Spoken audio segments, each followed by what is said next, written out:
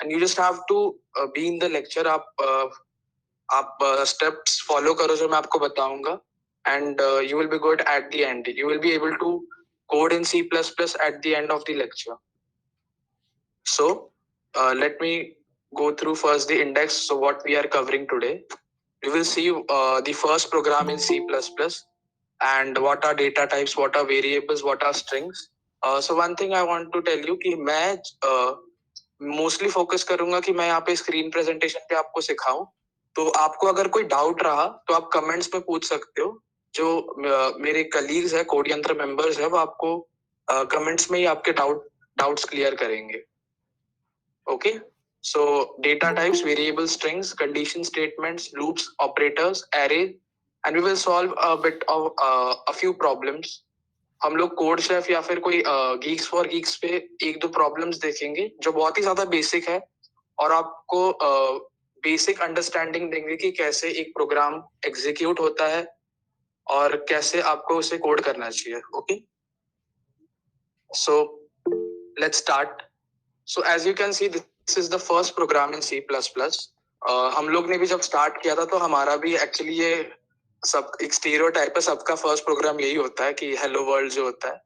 So when you are doing a C++ program, I think मैं थोड़ी बीच में English भी यूज करूंगा, थोड़ी हिंदी भी यूज करूंगा.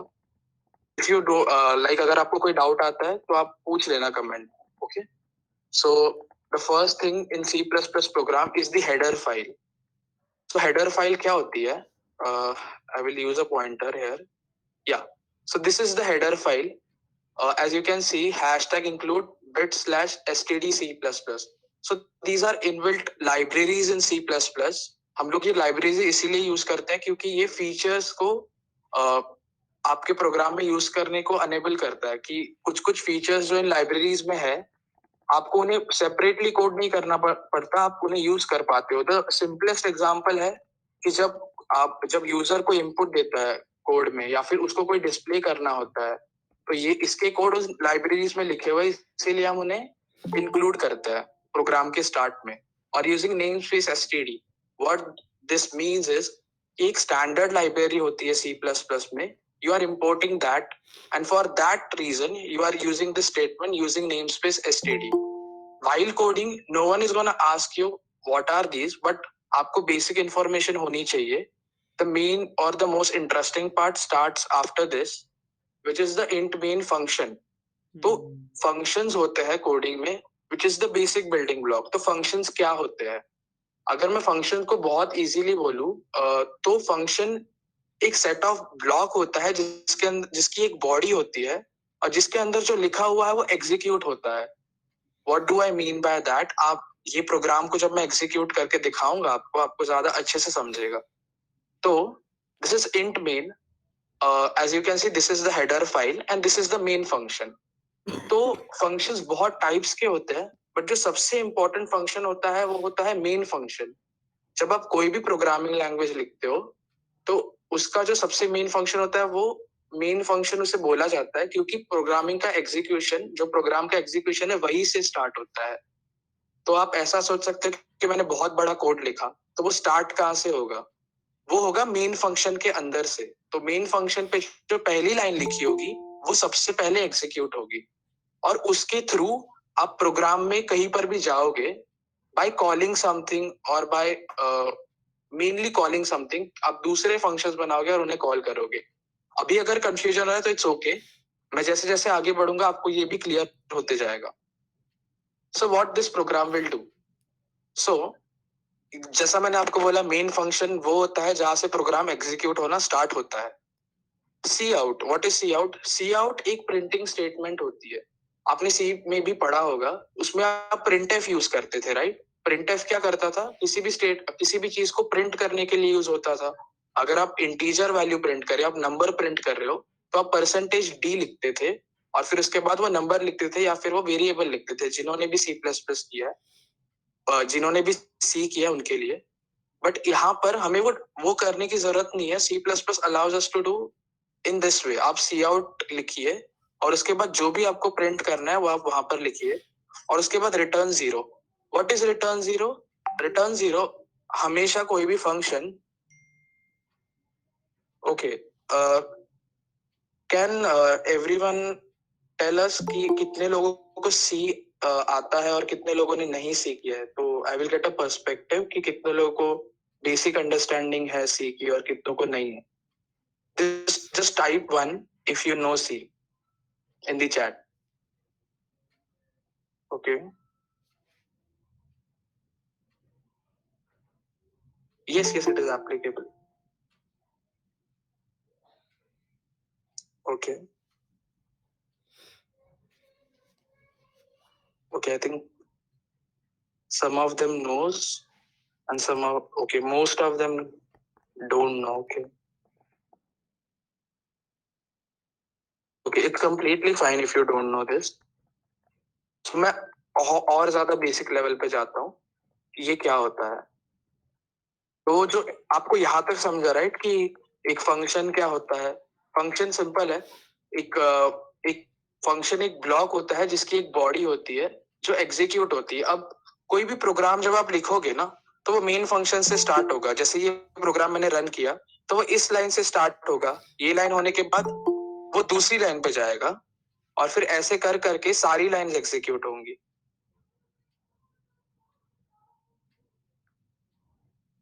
Okay. So what is return statement? जब इस फंक्शन से आपको बाहर जाना है, जब आप अगर आपका मेन जब ये लाइन बाय लाइन प्रिंट, जब ये लाइन बाय लाइन एग्जीक्यूट होगा, बस इतना ध्यान में रखिए, जो मेन फंक्शन होता है जब वो एग्जीक्यूट होगा तो वो लाइन बाय लाइन होगा. फर्स्ट लाइन एग्जीक्यूट हुई, उसके बाद सेकेंड लाइन पे आ पाए, फिर थर्ड लाइन पे आ पाए, ऐसे कर करके जब ये लास्ट लाइन आ जाती है, ये रिटर्न 0, मतलब ये फंक्शन से बाहर जाएगा. इस लाइन का ये मीनिंग होता है. सो जब इस आप प्रोग्राम को रन करोगे तो आपको आउटपुट में हेलो वर्ल्ड आएगा. तो हमने क्या किया था? हमने सी आउट में हेलो वर्ल्ड प्रिंट किया था और वही हमें टर्मिनल में मिला जब जब हमने इस कोड को रन किया. सो अब हम लोग इसे रन करके देखते हैं.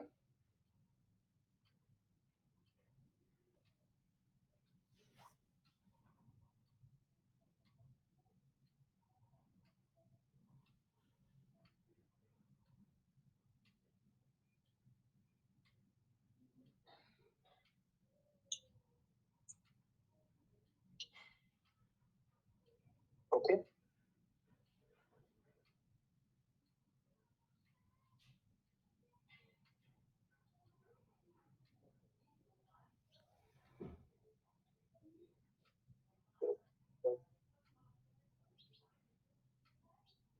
सर,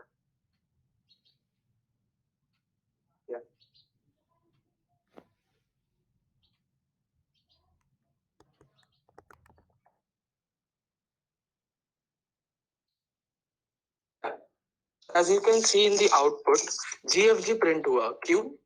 क्योंकि यहाँ पे सी आउट में हमने gfg प्रिंट किया था. if I अगर मैं यहाँ पे लिखूं हेलो एवरीवन,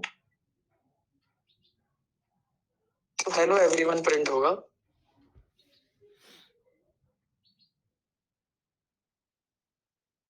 या as you can see hello everyone print हुआ. तो जैसा मैंने आपको बोला था, ये लाइन बाय लाइन एग्जीक्यूट होगा. अगर मैं इसके नीचे एक और लिखता हूँ कि हाय एवरीवन, बट यहाँ पर मुझे एंडल डालना पड़ेगा. एंडल इसलिए क्योंकि ये न्यू लाइन पे आएगा. अगर मैंने एंडल नहीं डाला ना, तो ये हेलो एवरीवन के साथ साथ ही हाई प्रिंट हो जाएगा सेम लाइन पर. तो देखो ये रन हो रहा है. सो देखो, हेलो एवरीवन पहले प्रिंट हुआ और फिर उसके बाद हाई प्रिंट हुआ. क्यों? क्योंकि ये लाइन बाय लाइन एग्जीक्यूट होगा और जैसे रिटर्न आएगा, ये स्टेटमेंट पे जब वो आएगा, तो वो फंक्शन से बाहर आ जाएगा और प्रोग्राम आपका खत्म हो जाएगा. ओके, यहाँ तक सबको समझा? If anyone has any doubt. Okay, so what does namespace std does? So what it is used for? It is used to get some standard. It is used to get some feature of standard library which is there in C++. If you don't write this, it is completely fine. But if we write it कि कोई error ना आए, it is just for safety reason we write it. एक बार उसको निकाल के run करके बता. Okay, तो fine. समझ जाएगा.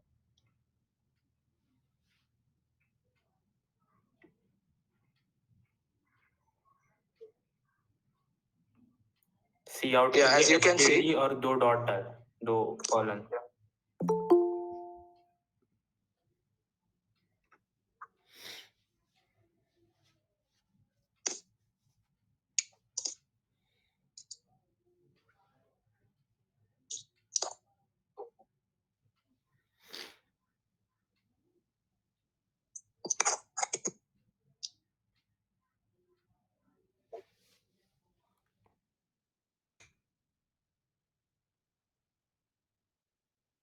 Yeah. So as you can see, हम लोग को सेम आउटपुट मिला. तो आप देख सकते हो जो सी आउट था वो स्टैंडर्ड लाइब्रेरी का एक फीचर है जो हम लोग यूज कर रहे हैं. बट वो क्योंकि स्टैंडर्ड लाइब्रेरी में आता है हम लोग को बार बार एसटीडी यूज करना पड़ रहा है. सो अगर हम लोग उसे ऊपर ही डिफाइन कर देंगे then we don't have to use it again and again.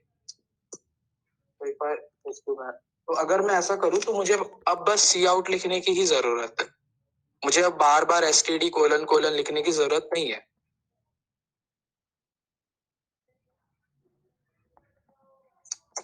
Yeah.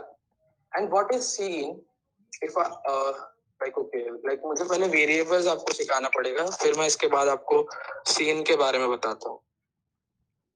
तो यहाँ तक अगर किसी को डाउट हुआ तो आप why I am not using VS Code because most of the लोगों के पास अभी VS Code का सेटअप नहीं होगा.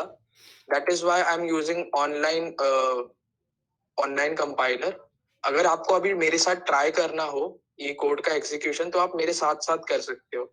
इसीलिए मैंने डिसाइड किया कि मैं ऑनलाइन कंपाइलर ही यूज करूंगा. But after this lecture I will be sending you a VS Code setup video which you can follow और आप VS Code को डाउनलोड करके उसमें कंपाइलर इंस्टॉल कर सकते हैं. So I will be sending that after this lecture. So यहाँ तक अगर किसी को डाउट हुआ तो please ask us.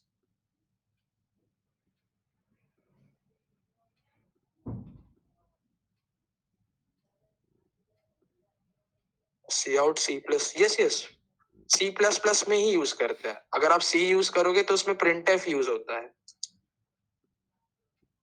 Okay you can call me भैया.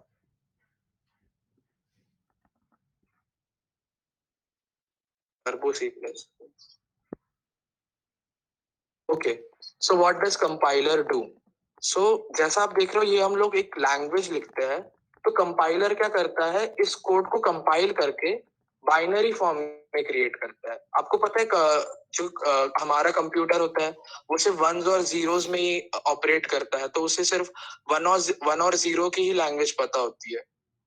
तो ये कंपाइलर क्या करता है हम जो सी प्लस प्लस लैंग्वेज में जो कोड लिख रहे हैं उससे वो उस बाइनरी में कन्वर्ट करता है और फिर कंप्यूटर उसे समझता है कि क्या करना है.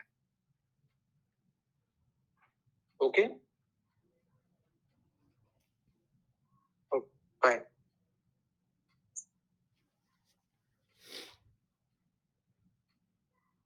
So, which is data types. So, okay, let me, yeah, I think it's fine now. तो बहुत सारे डेटा टाइप्स होते हैं. शॉर्ट इंट होता है अनसाइंड बट मोस्टली जब आप कोडिंग करोगे ना तो you don't need all this data types. The important data types are int long int float double boolean और character. Why I am saying this because जब आप कोई कोड करोगे तो आपको क्या नंबर्स दिए जाएंगे. आपको इंटीजर्स दिए जाएंगे जिनमें डेसिमल्स वैल्यू नहीं होगी. तो आप उनको इंट में स्टोर कर सकते हो. बट अगर आपको अगर मैं नॉर्मल लैंग्वेज में आपको बताऊं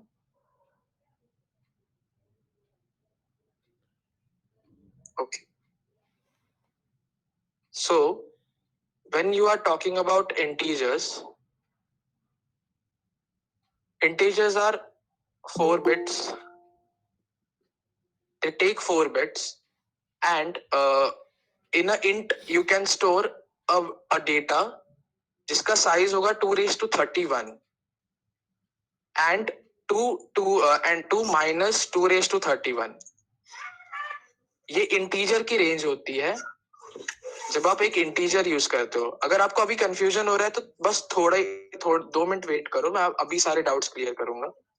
और जब आप लॉन्ग इंटीजर की बात करते हो तो 2^64 से लेके 2 raise to minus 2 raise to 64 से लेके 2 रेज टू 64, तो इसकी रेंज जो है वो कम है compare to long long int.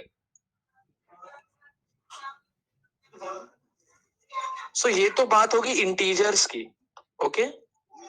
अब मैं बात कर रहा हूँ स्ट्रिंग्स की, जो अल्फाबेट्स होते हैं ABCD आप जब यूज करते हो तो उनके लिए कैरेक्टर यूज होता है। तो कैरेक्टर क्या होता है? कोई भी एक लेटर, बस A मैंने बोल दिया या फिर मैंने बोल दिया कैपिटल A, ये सारे स्टोर कर पाता है कैरेक्टर डेटा टाइप।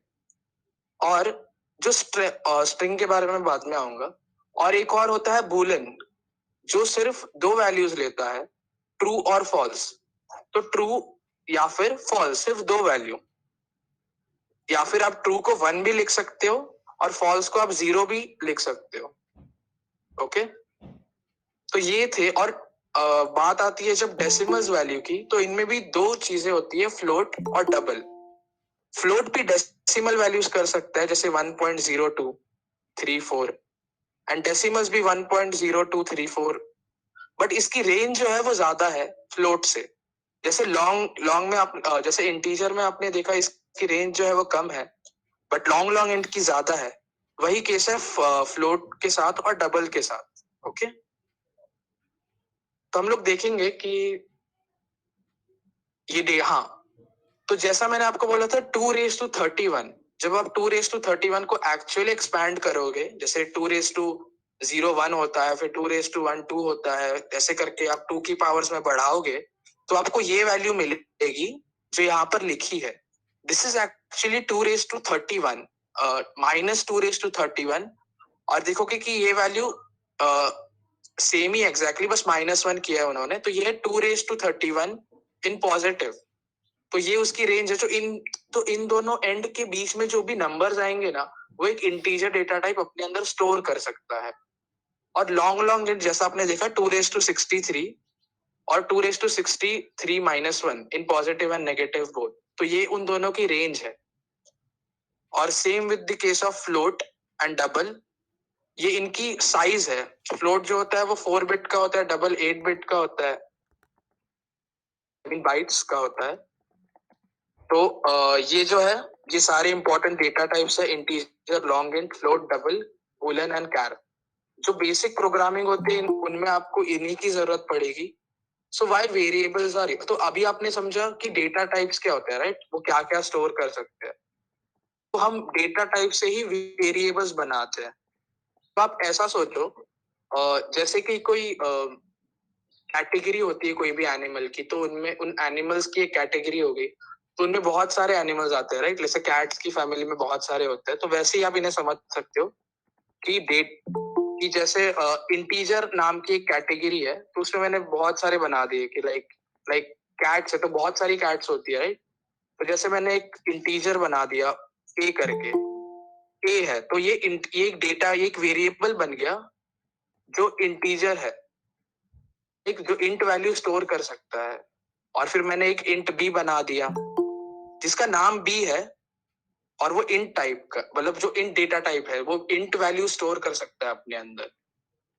तो जब आप कोई भी वेरिएबल डिक्लेयर करोगे, तो उसका सिंटैक्स होगा, आप उसका डेटा टाइप लिखो, ठीक है, और फिर उसका कोई भी नाम दे दो। तो उसका नाम जो होता है वो आप कुछ भी दे सकते हो, ABCDEFG, कुछ भी दे सकते हो। जैसे मैंने हेलो भी दे सकते हो। तो इस डेटा वेरिएबल का नाम हो गया, इस वेरिएबल का नाम हो गया हेलो, जो इंटीजर टाइप का है, वो अपने अंदर इंटीजर वैल्यू स्टोर कर सकता है। तो क्या मैं हेलो में 10 भी स्टोर कर सकता हूँ, मैं हेलो में 11, मैं हेलो में कुछ भी स्टोर कर सकता हूँ जो -2 रेज टू 31 और 2 रेज टू 31 के बीच में आएगा। अगर मैं बात करूं लॉन्ग लॉन्ग की, तो मुझे ऐसे लिखना पड़ेगा, लॉन्ग लॉन्ग इंट,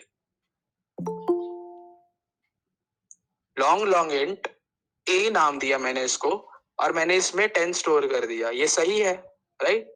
क्योंकि इसकी रेंज में भी ये वेरिए आता है वैल्यू, और ये ए नाम का वेरिएबल है जो लॉन्ग लॉन्ग इंट टाइप के वैल्यू स्टोर कर सकता है अपने अंदर, ओके। और एक और रूल, जब भी आप कोई मेन, जैसे मैंने ओके, मैं आपको आईडी में करके दिखाता हूँ, वहां पे आपको, जैसे मैंने इंट ए लिखा, तो ये एक वेरिएबल बन गया। मैंने इसको जब इज इक्वल टू 10 किया, ओके, तो इसके अंदर 10 वैल्यू आ गई, ओके। और जब मैं, अगर आपको देखना चाहते हैं कि ये 10 वैल्यू कैसे, तो अगर मैं यहाँ पर सी आउट ए लिख दिया तो ये क्या करेगा, ये ए को प्रिंट करेगा और हमें इसकी वैल्यू आएगी आउटपुट में। तो मैं आपको ये करके दिखाता हूँ। जैसे मैंने इंट ए लिया और इसमें मैंने 10 रखा,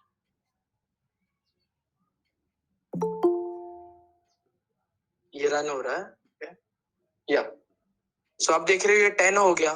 और इन्हें मैं मैन्युपुलेट भी कर सकता हूँ। जैसे मैंने अब ए को 15 कर दिया और फिर मैंने सी आउट किया वापस से ए। अब मैं यहाँ पर एंडल कर देता हूँ ताकि वो न्यू लाइन पे प्रिंट हो, नहीं तो आपको वो 5 10 और 1 5 एक ही लाइन पे दिखेंगे। तो देखो पहले मुझे 10 आया। अब ये प्रोग्राम कैसे रन हुआ होगा, ये मेन फंक्शन के स्टार्ट पे आया होगा 5th लाइन से। ए में एक ए नाम का वेरिएबल बना होगा जो इंटीजर टाइप का है, उसमें 10 वैल्यू आ गई होगी और फिर मैंने उसे प्रिंट किया होगा तो 10 वैल्यू प्रिंट हुई होगी। जैसे यहाँ पर है, यहाँ तक प्रिंट हो गया होगा। फिर एंडल एक न्यू लाइन पे आ गया होगा मेरा, जो भी है प्रिंटिंग स्टेटमेंट। और फिर उसके बाद ए में 15 आ गया और मैंने ए को भी प्रिंट कर दिया, जो न्यू लाइन पे वो आ गया था वहीं पर। तो पहले 10 हुआ और फिर उसके बाद 15 हुआ, okay.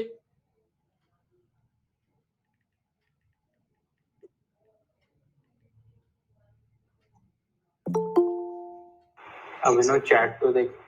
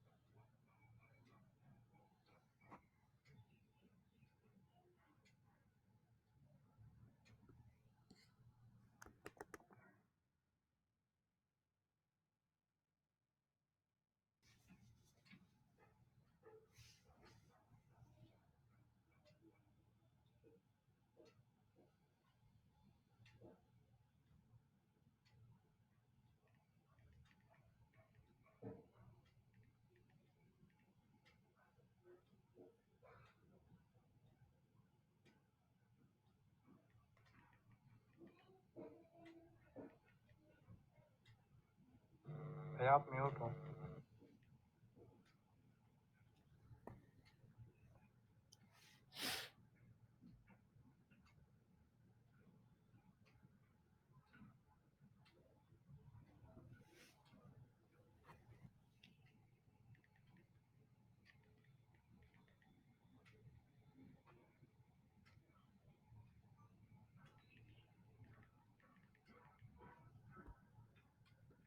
Abhinav, you are mute.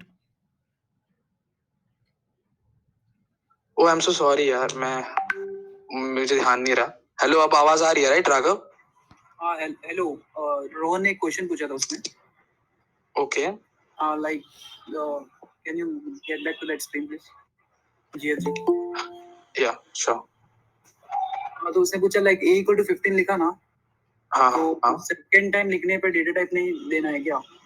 उसने वो पूछा है रोहन ने। नहीं, ओके ओके।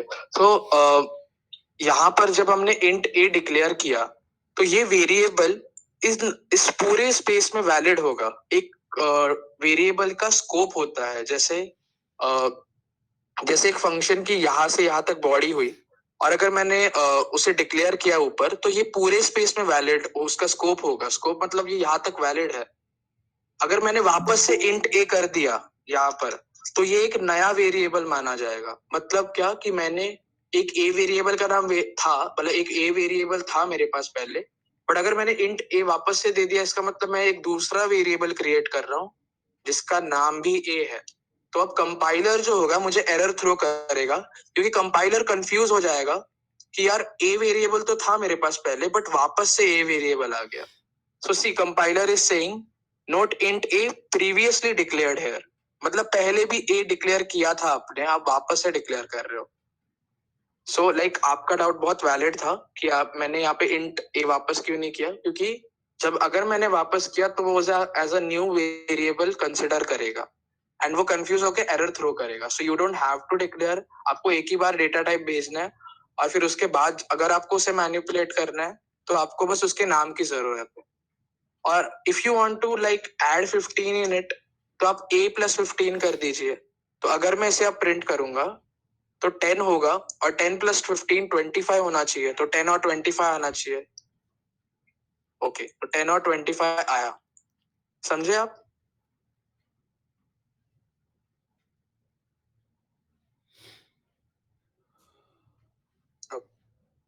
सर कीवर्ड्स छोड़ के वेरिएबल नेम कुछ भी ले सकते हैं. हाँ, you can take any name but there are like certain limitations.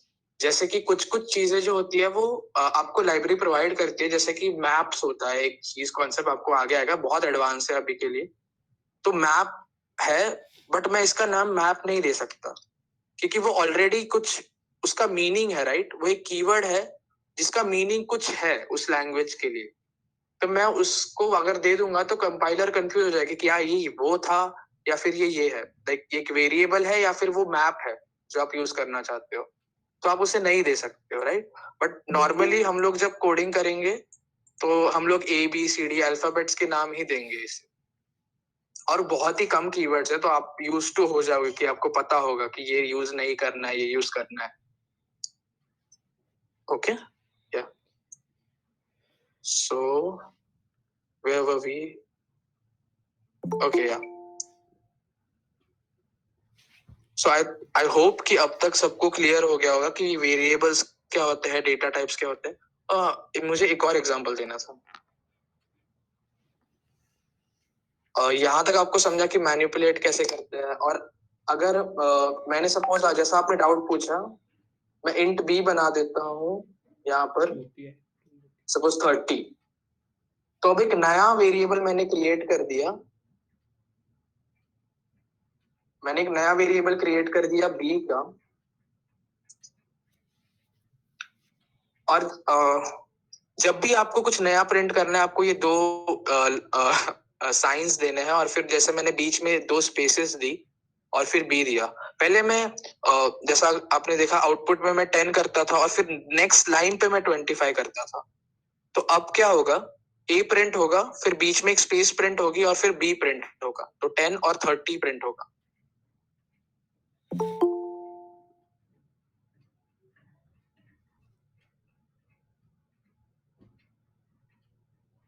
Yeah. So why this 10 is printed here? Because हमने a प्रिंट किया था 10 यहाँ पर और फिर a और b प्रिंट किया यहाँ पर. तो यहाँ पे पहले 10 प्रिंट हुआ होगा और फिर नेक्स्ट लाइन पे मैं आया हूँगा और फिर 10 और 30 प्रिंट हुआ यहाँ पर. ओके, सो अभी चलो नेक्स्ट टॉपिक पे चलते हैं फटाक से.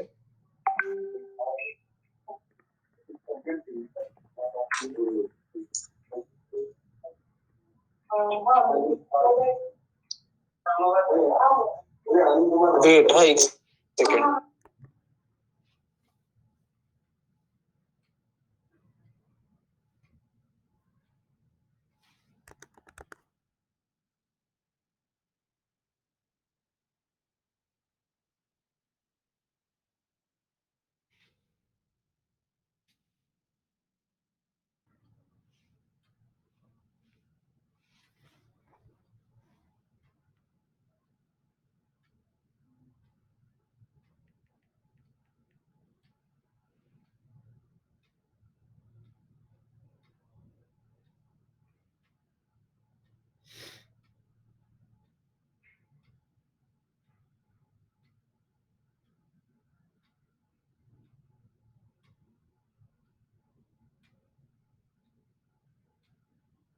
Yeah, so sorry guys for the inconvenience.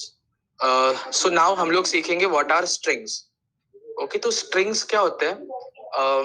Strings are just, I think ना मुझे आपको पहले array सिखाना होगा ये करने के लिए. तो मैं आपको नेक्स्ट टॉपिक सिखाता हूँ, इस पे हम लोग आते हैं. लाइक अगर थोड़े लोग कंफ्यूज हो जाएंगे अभी तो मैं इसको बाद में सिखाता हूँ. ठीक है, तो अभी हम लोग सीखेंगे इफ एल्स स्टेटमेंट। ये बेसिकली कंडीशनल स्टेटमेंट्स होती है टू एग्जीक्यूट समथिंग लाइक, एक सेकेंड,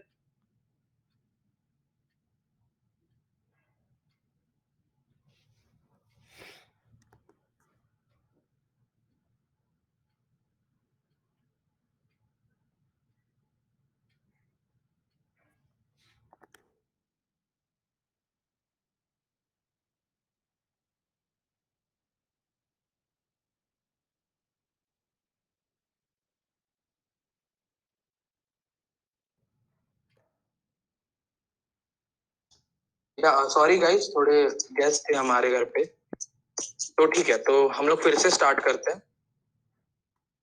तो इफ एल्स स्टेटमेंट पे हम लोग थे। So what are if else condition statements? We call them condition statements because ये एग्जीक्यूट, ये बाइफरकेट करने में हेल्प करते हैं based on some conditions. So let me give you an example. Suppose हमने एक वेरिएबल डिक्लेयर किया x, जो 2 है, राइट? मैंने उसकी वैल्यू दे दी 2। अब मुझे ना प्रिंट करना है क्या ये इवन है या फिर ये ऑड है।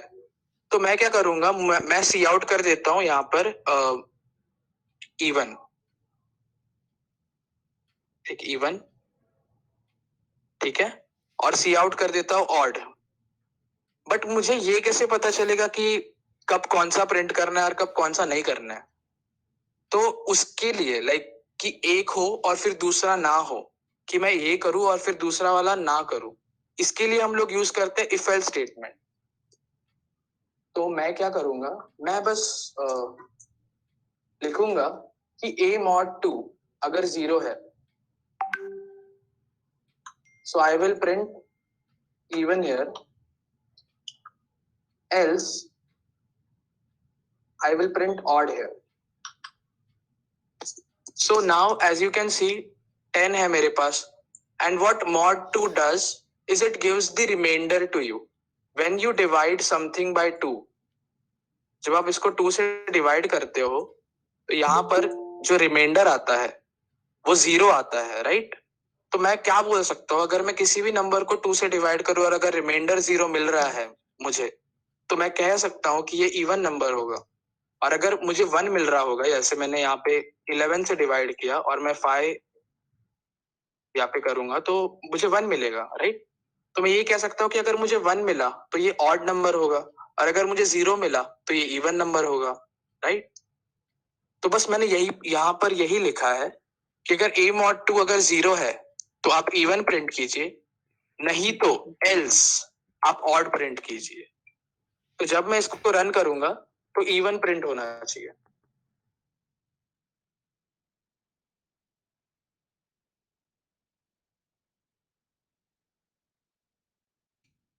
इवन प्रिंट हुआ यहाँ पर, और अगर मैं यहाँ पर लिखूंगा 11 तो ऑड प्रिंट होगा।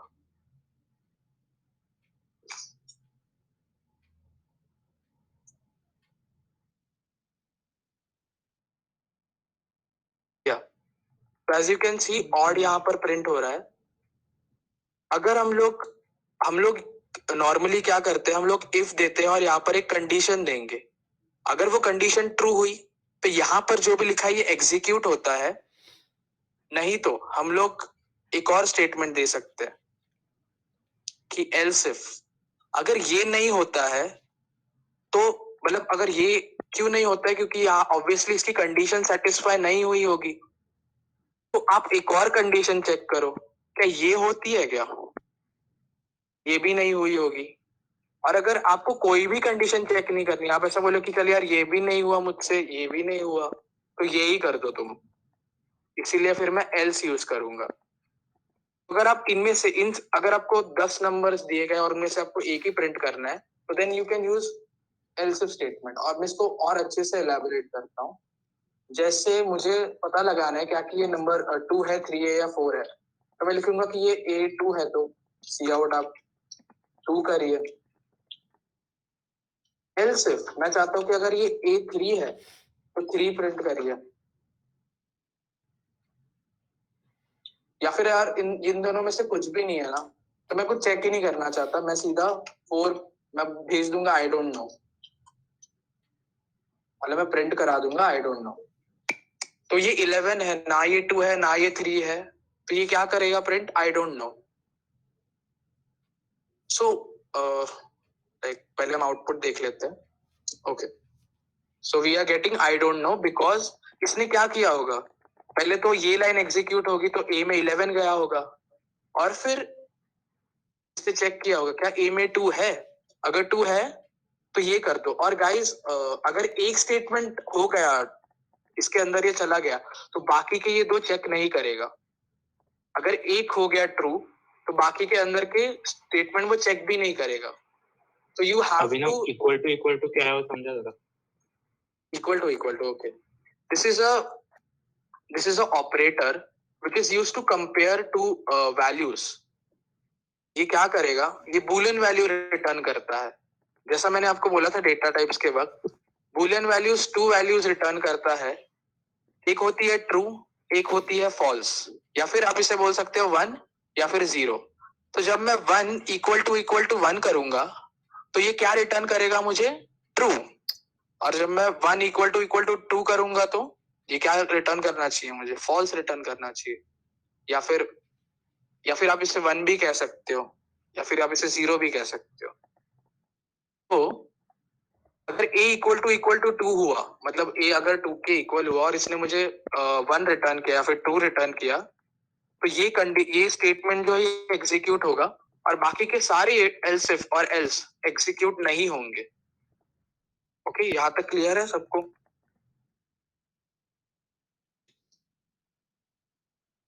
Not equal to, right? So यहाँ ओके, तो हम लोग अभी से 2 करके देखते हैं तो और देखते हैं कि आउटपुट में क्या आता है।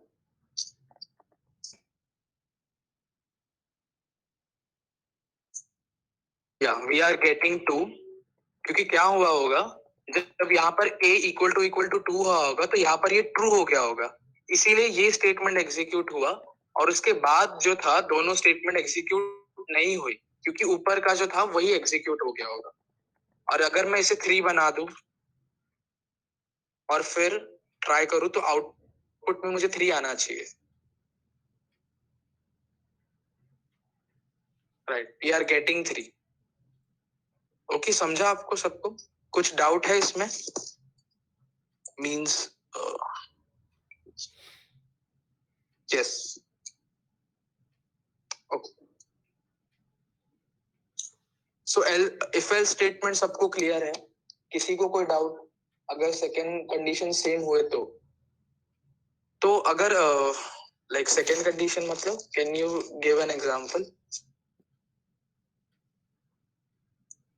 अगर टू कंडीशन सेम होती है, लाइक आप ऐसे कह रहे हो कि अगर मैं इसे भी 2 कर दूं तो अगर दोनों कंडीशन सेम हुए तो लाइक दिस। ओके ओके, तो जो पहले आता है, लाइक लाइन नंबर 6 पहले आती है, राइट? लाइन नंबर 7 से, तो फिर लाइन नंबर 6 एग्जीक्यूट होगी, जैसे मैंने बोला था, राइट? कि स्टेप बाय स्टेप आपका कोड एग्जीक्यूट होगा।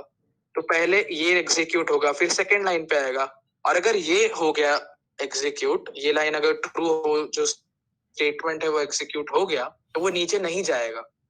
तो अब यहाँ पर 2 ही प्रिंट करना चाहिए, 3 नहीं प्रिंट करना चाहिए। That's it.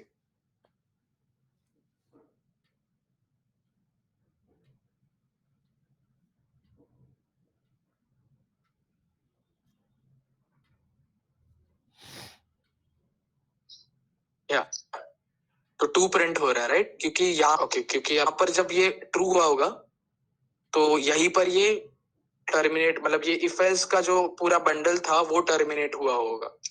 अगर मैं यहाँ पर एक और इफ, अच्छा मैं अगर आपको बोलूं कि अगर मैंने यहाँ पर एल्स नहीं लिखता हूँ, right?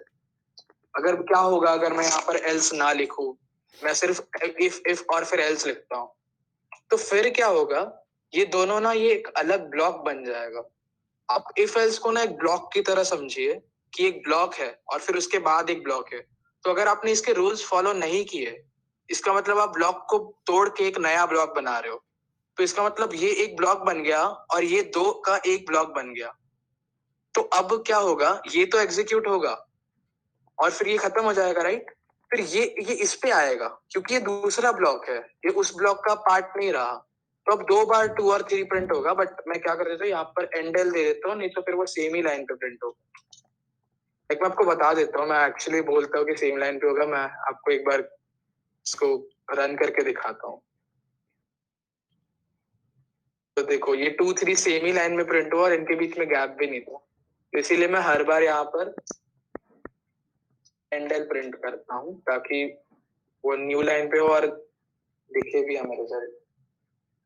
Okay, so if first condition is true then rest of the condition doesn't matter. Exactly.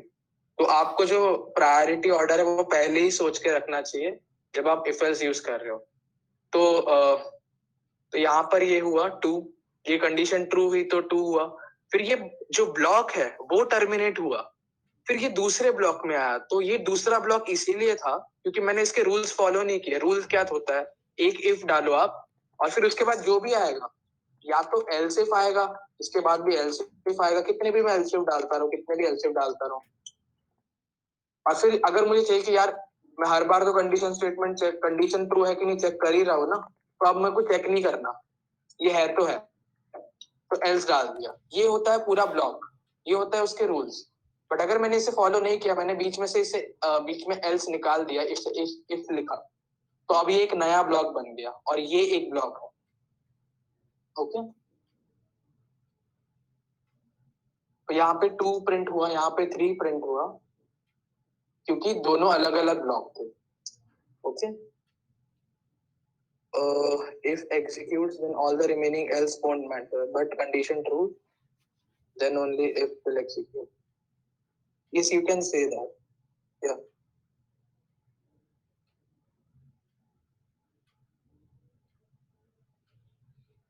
Yes, you can give 2 conditions. अगर मैं बट वो थोड़े से से मतलब वो एक दूसरे को कॉन्फ्लिक्ट नहीं होना चाहिए उनके बीच में। अगर मैं बोलूँ कि ओके हाँ ये बहुत अच्छा है, जैसा मैंने आपको एग्जांपल है, ये बहुत अच्छा एग्जांपल है। जैसे मैं अगर बोलूँ कि मुझे एक नंबर चाहिए जो 2 से भी डिविजिबल होना चाहिए और 4 से भी डिविजिबल होना चाहिए, राइट? तो मैं क्या करूंगा, बट यार इसके लिए मुझे आपको ऑपरेटर्स भी सिखाना पड़ेगा। लाइक इस एग्जांपल में हम आते हैं, इस एग्जांपल को अभी रहने देते हैं क्योंकि ये और कंफ्यूजन क्रिएट करेगा। आगे ये पार्ट है ऑपरेटर्स का, तो तब मैं आपको सिखाऊंगा तो वो ज्यादा अच्छे से समझेगा। ओके, तो इफ एल्स में कोई भी डाउट है किसी को? एल्स इफ कितनी बार यूज कर सकते हैं? Any limit? No limit. You but rule ये है कि एक बार इफ कर दिया उसके बाद सारे एल्स इफ आने चाहिए अगर कंडीशन चाहिए तो। सी इफ में क्या होती है, कंडीशन लगती है, यहाँ पे कंडीशन लिख रहा हूं मैं ये, फिर उसके बाद सारे एल्स इफ होता है। एल्स इफ भी क्या होता है, अगर वापस से कंडीशन चेक करनी है मुझे। बट अगर मुझे कंडीशन चेक नहीं करनी है ना, मतलब मैं बोल रहा हूँ कि चल ये कंडीशन ना हो ही नहीं रही है ट्रू, तो एल्स वाली तो ट्रू, एल्स में आप जो भी है वो प्रिंट करा दो। बट आप विदाउट इफ आप एल्स नहीं यूज कर सकते। एल्स का काम यही है कि एक भी कंडीशन ट्रू हुई नहीं है, इसीलिए मैं प्रिंट हो रहा हूँ, मतलब मैं एग्जीक्यूट हो रहा हूँ। ओके, लैडर इफ भी बोलते हैं ना इसको, यस लैडर इफ भी बोलते। Okay, so rule is if then else if else if else if and in the end else. But if you break some, but if you don't like, आपने किसी बीच में एल्स हटा के सिर्फ if कर दिया तो वो न्यू ब्लॉक बन जाएगा, ये आपको ध्यान में रखना है। ओके, तो यहाँ तक क्लियर हो गया है, तो कैन वी गो अहेड? ठीक है, तो हम लोग आगे करते हैं। या लूप्स, तो फॉर लूप्स, तो लूप भी बहुत अच्छी कैटेगरी है। तो व्हाट आर लूप्स? तो अगर मैंने बोला यार कि मुझे ना 5 बार हेलो प्रिंट करना है या फिर मुझे 6 बार हेलो प्रिंट करना है, तो फिर मैं क्या करूंगा, मैं 5 बार सी आउट लिख दूंगा हेलो को। ठीक है,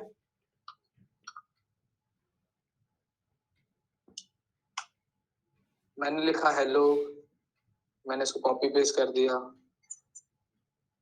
हेलो हेलो हेलो हेलो, अब ये एक्चुअली न्यू लाइन पे प्रिंट नहीं होगा, तो एंडल डाल देते हैं। एंडल वाला तो सबको समझा ना, न्यू लाइन ही होती है यार, मतलब कुछ रॉकेट साइंस नहीं है, बस न्यू लाइन पे प्रिंट कर देगा वो। अगर मैं नहीं डालूंगा तो वो एक ही लाइन पे होगा और फिर वो लिखने में भी अच्छा नहीं लगता, तो फॉर बेटर अंडरस्टैंडिंग मैं ऐसे ही करता हूँ कि एंडल डाल ही दिया। सो देखो 4 बार हेलो प्रिंट हुआ है, ठीक है, 4 बार हेलो प्रिंट हुआ क्योंकि मैंने ये 4 बार ऐसे करके स्टेटमेंट लिखी थी। बट क्या हुआ अगर मैं आपको बोलूं कि 1000 बार प्रिंट करना है, तो क्या आप 1000 बार लिखते बैठोगे? नहीं, राइट? तो इसीलिए लूप्स का इन्वेंशन हुआ था। तो हम लोग क्या करते हैं लूप्स में, राइट? तो मैंने पहले आपको मैं लूप्स का सिंटैक्स बता देता हूँ और फिर उसको कोड करके बताता हूँ। तो लूप्स का सिंटैक्स बहुत सिंपल होता है। इनिशियलाइज लूप एक वेरिएबल की मदद से चलता है, तो एक वेरिएबल की मदद से चलाना तो आपको पहले पता होना चाहिए कि लूप स्टार्ट कहाँ से करना है। तो बस आप एक वेरिएबल बनाओ, उसको इनिशियलाइज करो कि कहाँ से, लाइक तुझे स्टार्ट कहाँ से करना है, कि मुझे स्टार्ट कहाँ से करना है। तो वेरिएबल की इनिशियल वैल्यू मैंने वो दे दी, उसको मैं बोलूंगा इनिशियलाइजेशन। अब मुझे लूप चलाना कहाँ तक है, तो मैं उससे बोल दूंगा कंडीशन कि यहाँ तक चला। तो ये कंडीशन हुई, राइट, कि इसके आगे तुझे नहीं जाना है, तो ये कंडीशन हुई। और फिर अपडेशन, अपडेशन क्यों? अगर एक वैल्यू पे वो उसको मैंने इनिशियलाइज कर, सपोज मैंने 1 पे कर दिया और उसको 5 तक जाना है, तो पहले 1 के लिए उसने किया, अब उसको अपडेट करके मैं 2 करूंगा ना, तभी तो वो आगे बढ़ता रहेगा, तो उसको मैंने बोल दिया अपडेशन। तो मैंने क्या किया, हमेशा जब हम लूप्स बनाते हैं तो हम लोग आई जे के इस ऑर्डर में जाते हैं। ये आई थिंक एक स्टीरियोटाइप, या आप तो कुछ भी वेरिएबल यूज कर सकते हो। तो मैंने क्या कर दिया, यहाँ पे इंट आई डिक्लेयर किया, जो एक वेरिएबल है जिसकी वैल्यू 0 है इनिशियली, और मैं क्या चाहता हूँ कि वो 10 बार, मतलब 10 तक जाए और वो हमेशा 1 से बढ़े। आई प्लस प्लस, अच्छा आई प्लस प्लस क्या होता है?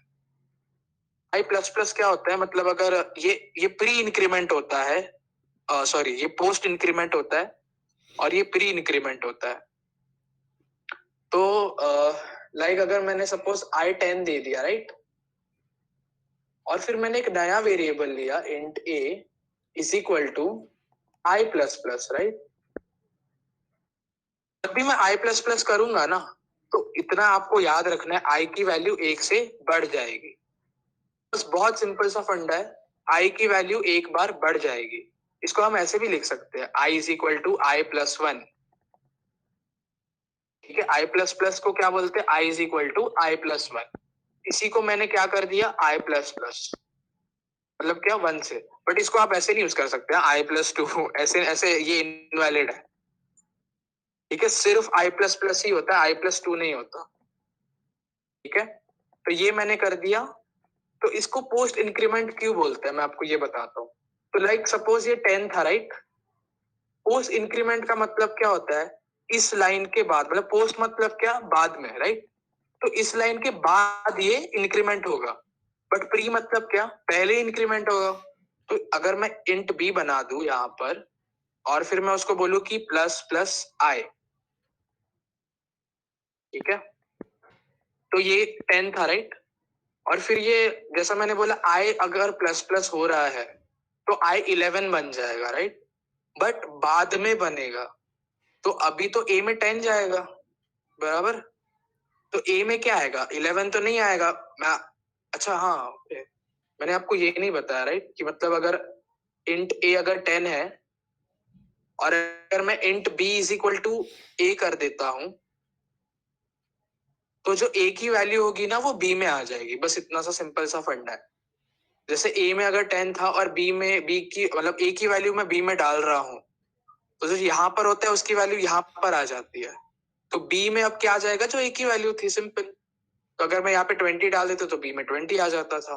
बस यहाँ पे इसको इनिशियलाइजेशन बोलते हैं, कि इस वेरिएबल की इनिशियल वैल्यू मैं क्या दे रहा हूँ। तो इसकी इनिशियल वैल्यू को मैं उसे दे रहा हूँ, इसीलिए उसको इनिशियलाइजेशन बोलते हैं। ओके, तो मैं यहाँ पर क्या करूंगा, int a is equal to i plus plus. इसका मतलब है कि ए में मैं आई की वैल्यू डालूंगा, ठीक है। तो आई की वैल्यू प्लस प्लस करके डालूंगा, हाँ। बट कैसे? प्लस प्लस पोस्ट इंक्रीमेंट करके, मतलब 10 प्लस प्लस 11, तो 11 बाद में होगा वो, बट 10 जाएगा उसके अंदर। बट बी कैसे? अगर आप अब ये सोचते ये स्टेटमेंट एग्जिस्ट नहीं करती, राइट? तो अगर मैं इसको बोलता हूँ कि ये प्लस प्लस आया है, तो अब 10 11 बन गया होगा, बट प्री इसमें जाएगा। इसका मतलब यहाँ पर 11 बी में 11 आ जाएगा, बट ए में 10 आ जाएगा। तो समझे आपको पोस्ट या प्री इंक्रीमेंट?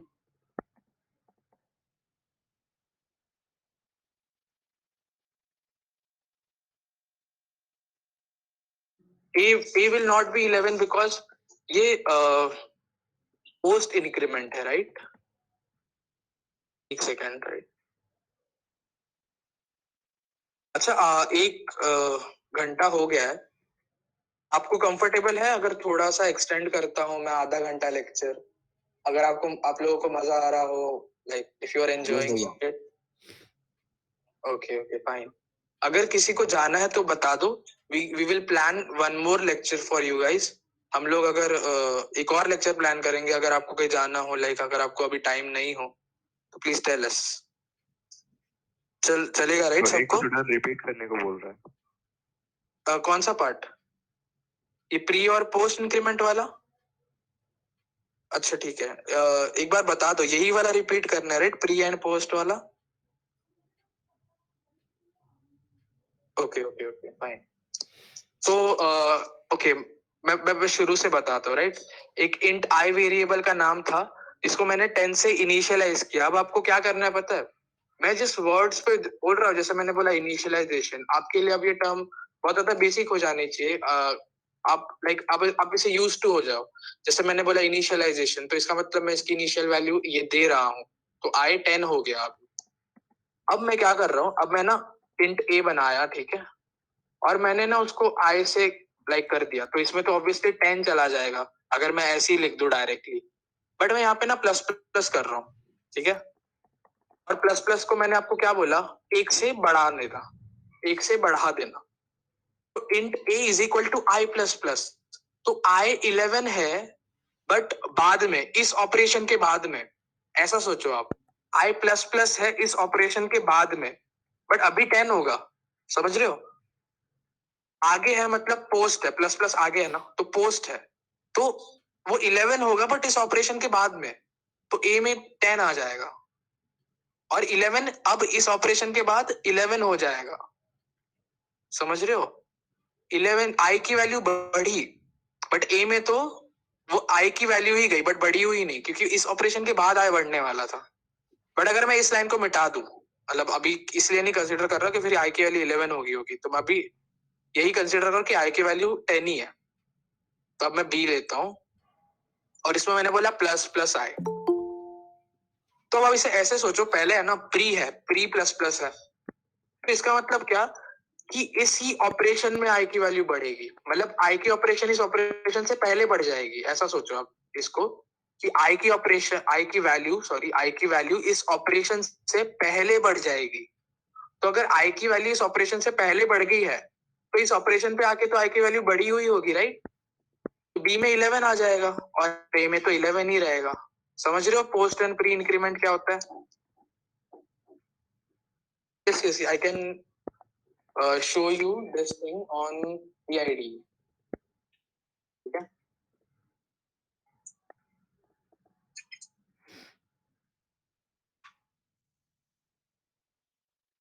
तो आई को मैंने लिया 10, ठीक है, और फिर मैंने इंट ए लिया, जिसको मैं आई को पोस्ट इंक्रीमेंट कर रहा हूँ, ठीक है?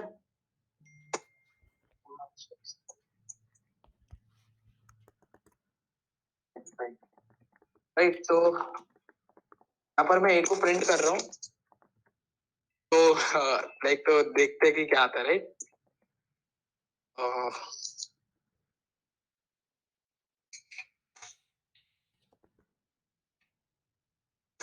सी मैंने क्या प्रिंट किया? हाँ, तो देखो ए में तो 10 आ गया, जबकि आना चाहिए था 11 ना, क्योंकि आई को आई प्लस प्लस होके आ रहा है।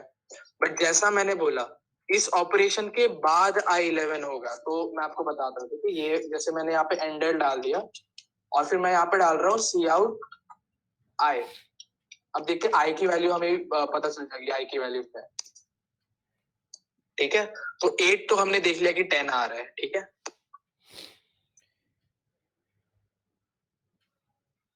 देखो आई की वैल्यू 11 आई और ए की वैल्यू 10 आई। चलो इसको और थोड़ा सा अच्छे से लिखते हैं। हम इसको लिखते हैं ए इज और फिर थोड़ा हमें देखने मिलेगा कि क्या है वैल्यू। आई इज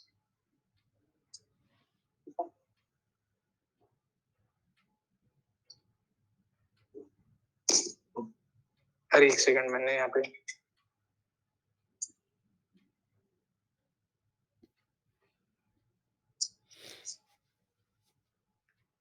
एक और एरर यहाँ पर मैंने बंद नहीं किया। जब भी आप कोई स्ट्रिंग करते हो ना प्रिंट, उसको आपको उसे डबल कोट्स में देना होता है। तो जैसे मैं अभी यहाँ पर मैं वैल्यू प्रिंट कर रहा हूँ। अच्छा, जब अब मैंने इसको ऐसे ही लिख दिया तो इसका मतलब ये वेरिएबल होगा। तो देखो जैसे ए की वैल्यू आ गई 10 और आई की वैल्यू आ गई 11। तो इसको ऐसा मैंने डबल कोट्स में लिखा है, राइट। तो ये डबल कोट्स में इसका मतलब क्या है कि ये स्ट्रिंग्स है, और इसको मैंने आई को डबल कोट्स में नहीं लिखा है। इसका मतलब क्या होगा कि ये पक्का वेरिएबल है। Endl is an exception, it is used to give new line, और ये स्ट्रिंग है। तो यहाँ पर आप कुछ भी लिख दोगे ना तो वो प्रिंट हो जाएगा। बस डबल कोट्स में लिख दो, वो चीज प्रिंट हो जाएगी वहां पर। तो लाइक हम लोग जो अभी कर रहे थे उस पे आता है। ए 10 आ गया और आई 11 आ गया। तो जैसा मैंने बोला ये पोस्ट इंक्रीमेंट है, इस ऑपरेशन के बाद आई 11 होगा, बट ए में आई की पहले वाली वैल्यू जाएगी। ठीक है, अब इसको क्या करते हैं, अब इसको हम लोग प्री कर देते हैं। अब ए में जो है 11 आना चाहिए और आई में भी 11 आना चाहिए।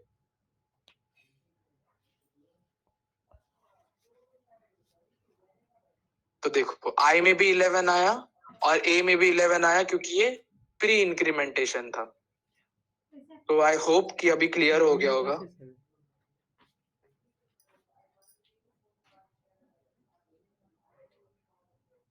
ओके ओके, क्लियर हो गया। Okay fine. चलो अभी हम लोग फॉर लूप पे थे, राइट। अभी फॉर लूप हमने एक्चुअली शुरू भी नहीं किया, उसका तो हम लोग अपडेशन पार्ट देख रहे थे। तो हम लोग क्या करते हैं बेसिकली फॉर लूप में आई प्लस प्लस यूज करते हैं, क्योंकि यहाँ पर हम लोग वैल्यू किसी में डाल रहे हैं, राइट। तो ये प्री एंड पोस्ट वाला फंडा तभी काम आता है जब आई किसी में हम लोग डालते हैं। बट फॉर लूप में इसका कोई जरूरत नहीं था, क्योंकि वहां पर हम लोग कई वैल्यू डालेंगे नहीं। तो ये तो मैंने बस आपको एज एक्स्ट्रा नॉलेज आपको पता हो, क्योंकि जब आप आपके पेपर्स में कोई कोडिंग का सम देखोगे ना, तो वो लोग इसमें बहुत ज्यादा खेलते हैं कि यार यहाँ पर मैंने प्लस प्लस दे दिया, यहाँ पर मैंने प्लस प्लस नहीं दिया, यहाँ पर मैंने प्री किया, यहाँ पर मैंने पोस्ट कर दिया। अब आप बताओ कि इसका आंसर क्या आएगा। आपको पीसी अलाउड करना अलाउड नहीं है, पीसी यूज करना अलाउड नहीं, आपको हाथ से करना है वो सम। तो बहुत सारे समझ आते हैं। आपने अगर सी प्लस प्लस सी किया होगा फर्स्ट सेम में, तो इससे बहुत सारे सम्स आपने देखे होंगे, pre incrementation and post incrementation में। तो एप्टीट्यूड टेस्ट में भी ये क्वेश्चंस बहुत सारे आते हैं। तो आई होप कि आपको समझ आ गया है ये वाला फंडा। तो now let's see show the coding is, ये है इसका। और मैं अगर आपको ई वाला भी चाहिए ना तो आप ऐसे कर सकते हो आई प्लस प्लस, बट फिर आई की वैल्यू चेंज हो जाएगी एक्चुअली। बट तो फिर मैं इसको ऐसे ही कर देता हूँ और मीट की ऐसे चैट में भेज दूँ। तो if you want to execute it yourself तो आप भी कर सकते हो। ठीक है, okay. So let's now learn about for loop. तो लूप क्या होता है, जैसा मैंने आपको बोला कि अगर आपको हेलो 5 बार प्रिंट करना है तो आप क्या करोगे, 5 बार सी आउट सी आउट सी आउट कर दोगे। बट मैंने आपको बोला अगर 1000 बार करना है तो आप नहीं कर पाओगे, क्योंकि इतना ज्यादा तो नहीं कोड कर पाओगे ना एक ही लाइन को। तो इसीलिए लूप्स यूज होते हैं। तो मैं क्या करूंगा, इंट आई को 0 कर दूंगा, लाइक 1 कर दूंगा, ठीक है। और मैं बोलता हूँ कि अब ये लूप 5 बार रन होना चाहिए, ठीक है। तो सिंपल सा फंडा, यहाँ कोई भी लूप स्टार्ट कहाँ से होता है, मुझे अभी ध्यान देना थोड़ा सा, ठीक है, अच्छे से ध्यान देना, तो आप एक ही गो में समझ जाओगे। ये पहला स्टेप होता है, किसी भी फॉर लूप का पहला स्टेप होता है इनिशियलाइजेशन, कि वो कौन से वेरिएबल से फॉर लूप रन हो रहा है और उसका इनिशियल वैल्यू क्या है, यहां से स्टार्ट होगा। और फिर वो कंडीशन चेक करेगा कि क्या ये कंडीशन ट्रू है कि नहीं। तो आई क्या था, 1 था। क्या 1 5 से छोटा है और इक्वल टू है? ओके ओके, आपको ये वाला भी समझाना पड़ेगा, राइट।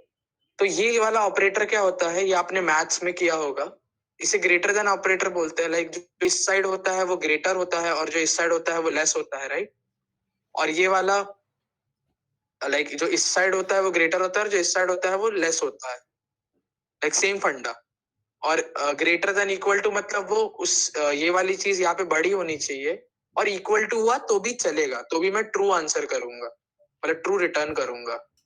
तो यहाँ पर भी सेम हो रहा है। इसे मैं इरेज कर देता हूँ। तो आप मुझे बताओ कि ये आई की वैल्यू पहले 1 होगी, तो 1 5 से छोटा है, राइट। कंडीशन तो ट्रू है, राइट। तो कंडीशन यहाँ पर ट्रू हो गई, तो ये अंदर जाएगा। और अंदर में क्या प्रिंट करता हूँ, मैं आई प्रिंट कर देता हूँ, ठीक है। मैं ऐसे लिखता हूँ,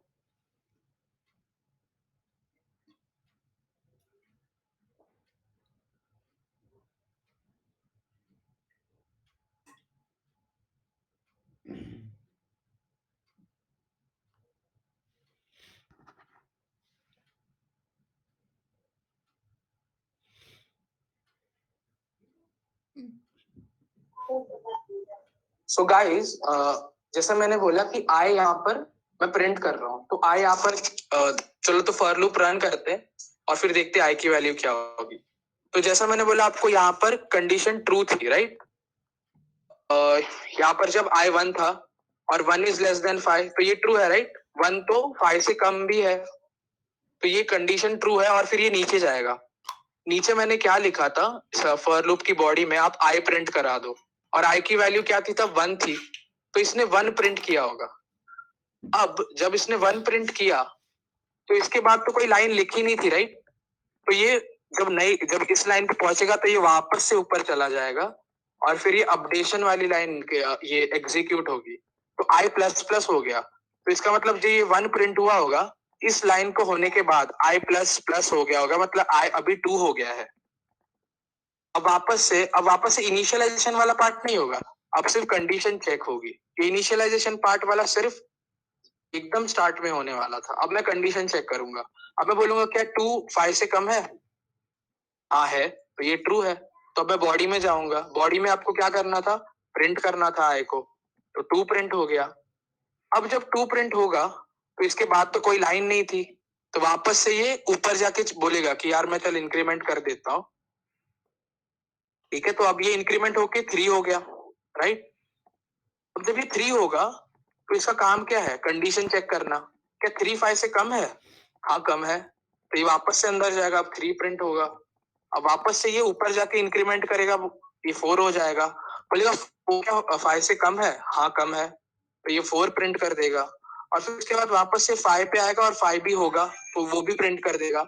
जब एंड में ये 6 बन जाएगा, तो ये बोलेगा यार ये कंडीशन तो मैच हो नहीं रही है, 6 तो 5 से कम है भी नहीं और इक्वल टू भी नहीं है। तो हम तब क्या होगा, हम लोग फॉर लूप से बाहर आ जाएंगे। अगर ये आपको देखना है ये होते हुए, तो मैं यहाँ पे इसको ना, हाँ और एक और चीज, कि ये जो वेरिएबल है, ये आई जो वेरिएबल है ना, ये इन्हीं ब्रैकेट्स तक सीमित है, मतलब इन्हीं ब्रैकेट्स तक इसकी रीच है। तो अगर मैं यहाँ पर वो लाइक एक वेरिएबल होता है, राइट, तो उस वेरिएबल की आप ऐसे समझ सकते हो आइडेंटिटी कहाँ तक है। आप ऐसे सोचो कि एरिया है कोई, जैसे हम लोग इस एरिया में रहते हैं और इस एरिया में एक ब्रांड है, एक दुकान है। उस दुकान वाले को सिर्फ मुंबई के लोग ही जानते हैं। अगर मुंबई से आप बाहर चले गए तो उसे कोई नहीं जानता। सेम फंडा यहाँ पर भी हो रहा है। सपोज करो कि एक एरिया है, इस एरिया में ये कोई दुकान है जिसको सब जानते हैं, तो इसी एरिया तक लोग इसे जानेंगे, इसके बाहर आके कोई नहीं इसे जानेगा। तो अगर मैं यहाँ पे आई प्रिंट कर दूं ना, तो ये एरर थ्रो करेगा, देखना।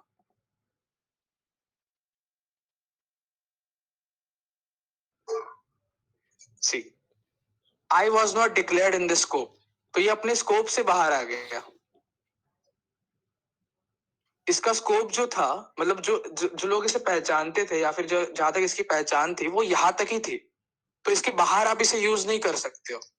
बट अगर मैं यहाँ पर एक आई बना दूं जिसकी वैल्यू 10 है, तो अब ये दोनों अब कंपाइलर कंफ्यूज हो जाएगा कि आपने यहाँ आई नाम का वेरिएबल बना दिया है, अब यहाँ पर भी आई नाम का आप वेरिएबल बना रहे हो, तो कंपाइलर यहाँ पर भी एरर देगा.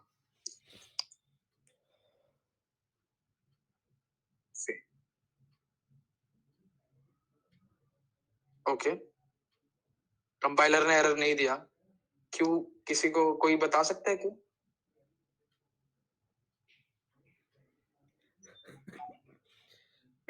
लाइक एनीवन नोज क्यों इसने एरर नहीं दिया? फॉर लूप का वो डिक्लेरेशन वो कंसिडर नहीं करता बाकी कोड के साथ, क्योंकि वो अलग ब्लॉक है. लाइक बट अगर उसे टर्म्स में बोलेंगे तो क्या बोल सकते हैं? उन वेरिएबल्स, वो दो For टाइप के loop नए. एक अलग ब्लॉक है और मेन एक अलग ब्लॉक है, तो मेन वाले ब्लॉक का आई अलग है और फॉर लूप वाले ब्लॉक का आई अलग है. Exactly. So you can term them as local variables and main variables of the function, right? So इसे आप कंसिडर कर सकते हो ये एक लोकल वेरिएबल है क्योंकि ये इसी लोकेलिटी में इसका स्कोप है. बट ये जो वेरिएबल है इसका पूरे इस ब्लॉक में स्कोप है, राइट? तो जैसा मैंने बोला कि अगर अगर ये वैल्यू होता, राइट, तो ये 1 हुआ, फिर 5 पे ये एंड हो जाना चाहिए था और यहाँ पर 6 वैल्यू हो जानी थी आई की, राइट? तो यहाँ पर 6 प्रिंट होना चाहिए था, बट 6 प्रिंट इसीलिए नहीं हुआ क्योंकि ये जो आई था ये वाला आई नहीं था, ये वाला आई था. तो अगर मैं ऐसा क्यों बोल रहा हूँ, अगर मैं यहाँ पर इंट आई हटा दूं तो अब यही वाला वेरिएबल यहाँ पर कंसिडर होगा. तो अब देखते हैं आई की वैल्यू, अभी आई की वैल्यू 10 आ रही थी, राइट? तो लेट्स सी अभी आई की वैल्यू क्या आती है.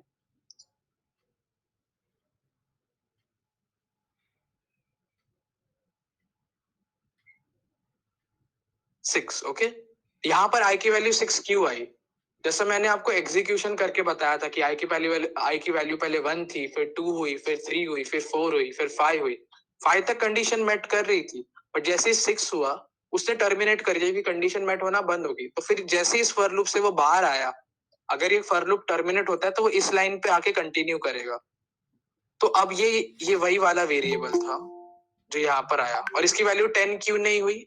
क्योंकि मैंने यहाँ पर उसको इनिशियलाइज करके 1 कर दिया था. अगर मैं ये वाला हटा दूं तो ये फॉर लूप एग्जीक्यूट ही नहीं होगा क्योंकि आई की वैल्यू 10 होगी और 10 तो 5 से ज्यादा है, ये कंडीशन ट्रू नहीं होगी. तो फॉर लूप वहीं पर टर्मिनेट हो जाएगा और आई की वैल्यू यहाँ पर 10 प्रिंट होगी.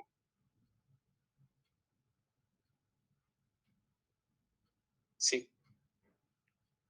इसमें किसी को डाउट है क्या?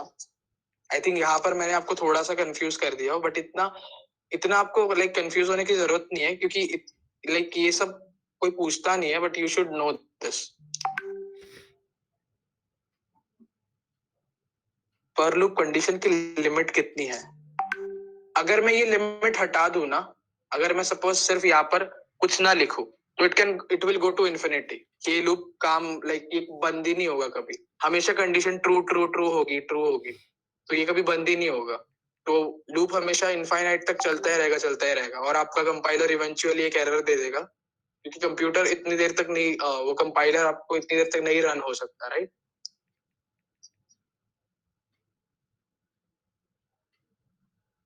Infinite limit, so whole. I don't think so. There is anything like कि इस इतने टाइम तक रन होगा. इवेंचुअली अगर आप ऐसा करोगे तो आपका कंप्यूटर ही हैंग हो जाएगा. अगर आप लाइक ट्राई करते हो, अभी नहीं होगा क्योंकि ऑनलाइन आईडी है. अगर मैं अगर मैंने यहाँ पर देखो कंडीशन कोई दी नहीं है, तो अगर मैं इसको रन करता हूँ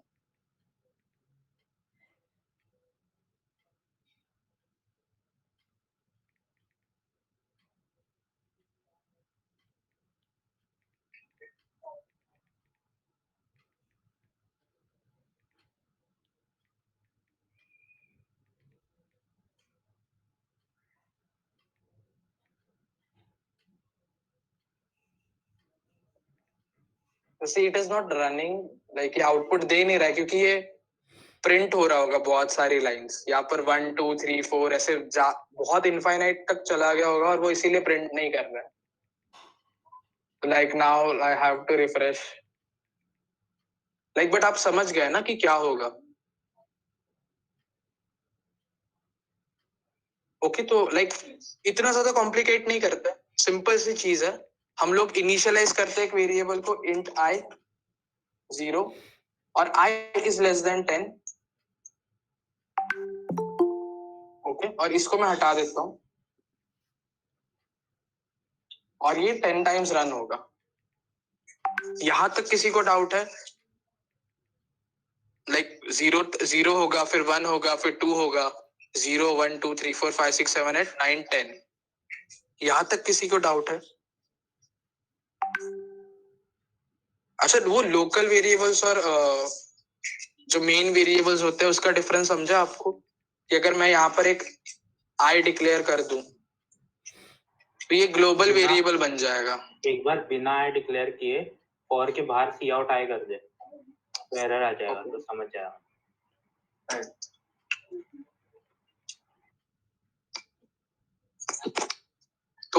तो लाइक मैंने जैसे बोला था कि इसकी पहचान जो है वो यहाँ तक ही है. तो यहाँ पर इन्होंने बोला कि I was not declared in this को. अब कंपाइलर क्या बोल रहा है? ऐसे कोई नाम का वेरिएबल एग्जिस्ट ही नहीं करता है. क्यों? क्योंकि ये वेरिएबल यहाँ तक ही था और इसके आगे कोई वेरिएबल था नहीं. तो लाइक आप समझ गए मैं क्या बोलना चाहता हूँ?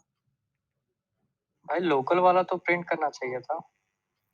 लोकल वाला इसलिए प्रिंट नहीं करेगा क्योंकि ये ब्रैकेट से हम बाहर आ चुके हैं ना. मैंने बोला था कि जो होगा वो इसी ब्रैकेट्स के अंदर तक उसका रीच होगा. अच्छा ओके आप बोलना चाहते हो ये वाला क्यों नहीं प्रिंट किया? इसीलिए ये हाँ. ओके तो ये इसीलिए प्रिंट नहीं किया क्योंकि कंपाइलर क्या करता है, पहले पूरे कोड को कंपाइल करेगा, बाद में सारे एग्जीक्यूशंस होंगे. तो वो क्या करेगा, वो ना सारे पहले देखेगा कि क्या कोड में इसने सही लिखा है क्या. तो इसने कोड में यहाँ पर मैंने सही नहीं लिखा था, एक एरर आ गया था, तो वो कोड को ही एग्जीक्यूट नहीं करेगा, वो सिर्फ मुझे एरर बता देगा. तो इट्स नॉट लाइक कि आपका ये लाइन एग्जीक्यूट होगा, ये लाइन एग्जीक्यूट होगा, ये लाइन एग्जीक्यूट होगा और फिर इवेंचुअली इस लाइन पे एरर आ गया है तो यहाँ तक तो एग्जीक्यूट हो जाना चाहिए था, उसके बाद का नहीं होना चाहिए था. बट ऐसे जनरली नहीं होता है क्योंकि कंपाइलर पहले पूरे कोड को कंपाइल बाइनरी में कन्वर्ट कर देगा और फिर आपके कोड को एग्जीक्यूट करेगा. इसीलिए उसने पहले एरर दिखाया और वो कुछ भी प्रिंट नहीं हुआ. समझे आप? समझा. Thank you.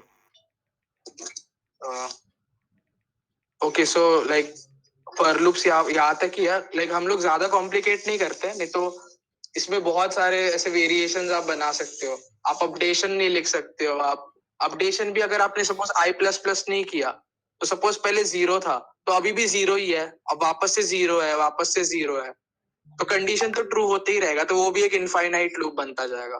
तो बहुत सारे आप वेरिएशन इसमें ट्राई कर सकते हो.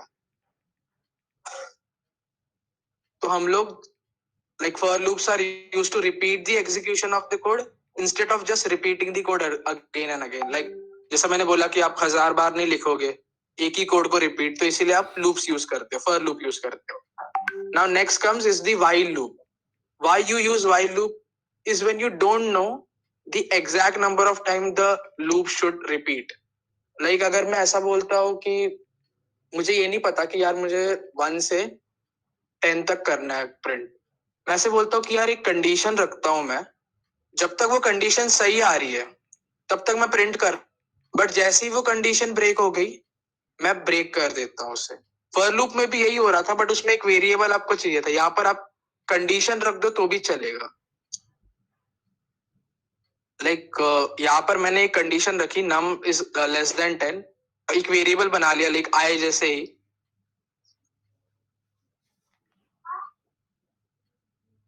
While is generally used when you have a big condition statements.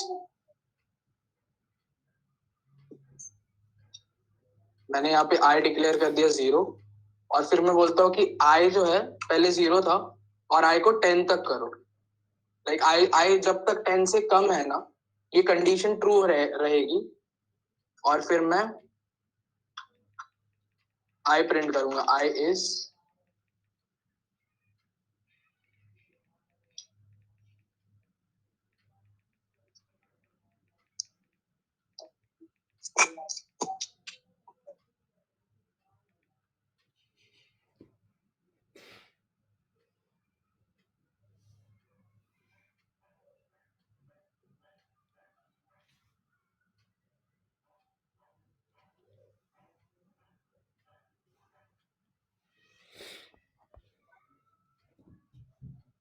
Yeah, so I have not incremented, इसलिए इसने वापस से infinite loop दे दिया.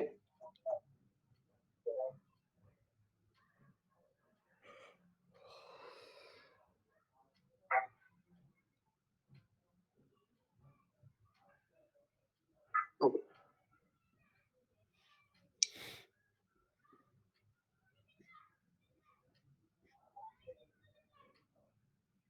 Yeah. So you can see यहाँ पर मैंने क्या किया था, मैंने इनिशियलाइज किया था.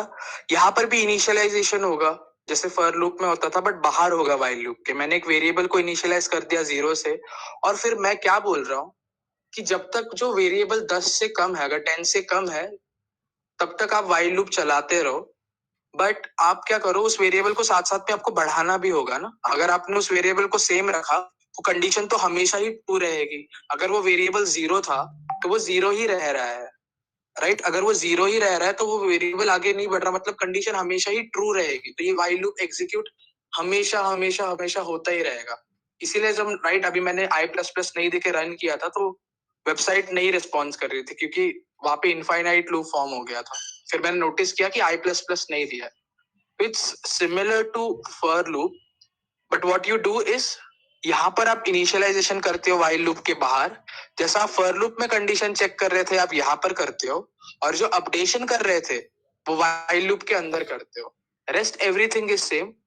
व्हाइल लूप आप तब यूज करते हो जब आपको कंडीशन पे ज्यादा फोकस करना हो, क्योंकि यहाँ पर वहां फॉर लूप में भी कंडीशन पे ही था, बट यहाँ पर आपको इजी हो जाता है कंडीशन पे ज्यादा ध्यान देना. बोथ आर सेम, आप दोनों यूज कर सकते हो. I think it's such matter of choice, आप किसके साथ ज्यादा कंफर्टेबल हो. Like the use case of both the loops, while loop and for loop, are same. Okay, so like while loops are used when we don't know the exact number of time the loop should repeat. ये ऐसा इसीलिए लिखा गया है क्योंकि यहाँ पर main जो फोकस डाला है वो कंडीशन पर डाला है. इसीलिए हम लोग को एक कंडीशन जब तक ट्रू नहीं होती है, मतलब जब तक वो ट्रू है तब तक while loop रन करना है. ओके इसमें what is the difference between a while loop and for loop, you are saying?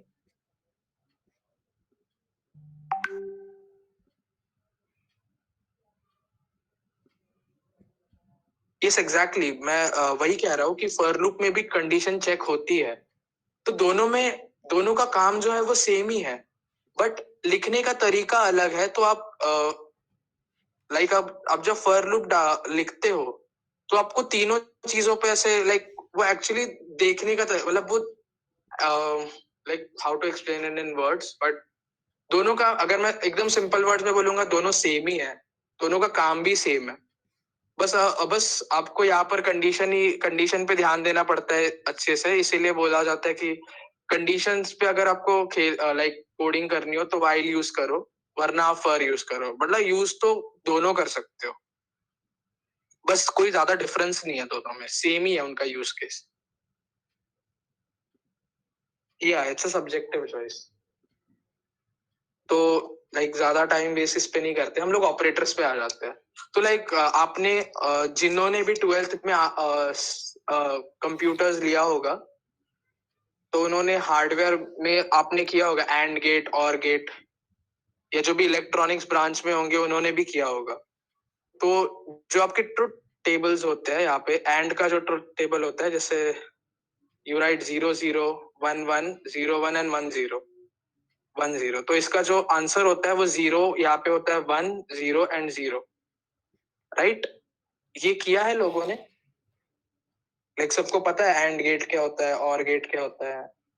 हाँ. Everyone knows, right.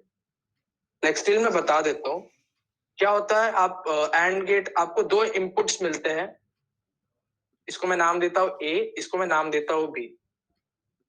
तो जब आप इनका एंड करते हो ना, ये एंड करते हो, इसको साइन ऐसे होता है एंड। जब आप कोडिंग करोगे तो इसका साइन ऐसे होता है एंड का। तो 0 0 का एंड आपको 0 देता है, 1 1 का एंड आपको 1 देता है, 0 1 का एंड आपको 0 देता है। तो सिर्फ आप देख सकते हो कि जब दोनों बिट, इनको बिट बोला जाता है क्योंकि ये एक ही 0 या 1 होता है राइट बिट्स में। तो अगर जब दोनों बिट 1 हो जाते हैं ना, तभी आपको आंसर 1 मिलता है in case of and gate. But अगर आप और के केस में बात करोगे तो if any one bit is 1 तो आंसर भी 1 होता है राइट। और को आप ऐसे लाइन से रिप्रेजेंट करते हो। आपकी जो एंटर की है ना आपके की लैपटॉप में या फिर कीबोर्ड में, वही वाली की आप यूज करोगे तो उससे आप और लिख सकते हो।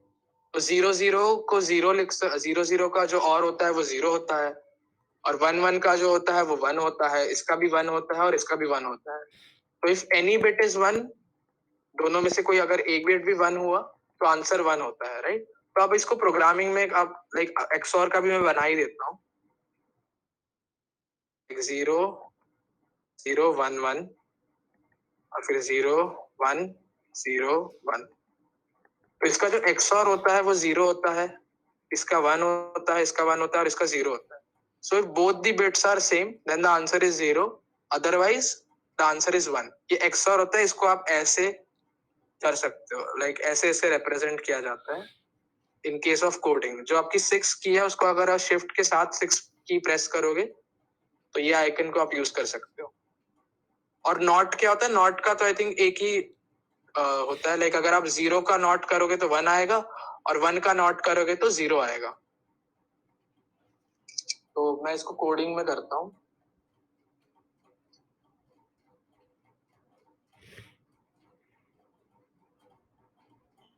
Like if A is 1 and B is 0, then you can write C is equal to A and B. A and B आप कर सकते हो और फिर C out C कर दो। Okay, I links.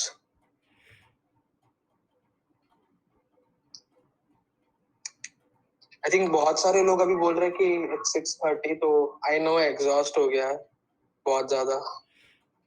I understand, completely understand. तो हम लोग ऐसा करते हैं ना कि अब लोग बहुत सारे लोग थक गए होंगे। आई थिंक 1 hour 30 minutes से चल रहा है लेक्चर, तो हम लोग एक और सेशन रख लेते हैं। कल सबको चलेगा लेक्चर? अगर हम लोग कल कर लेंगे सेम टाइमिंग तो सबको चलेगा ना?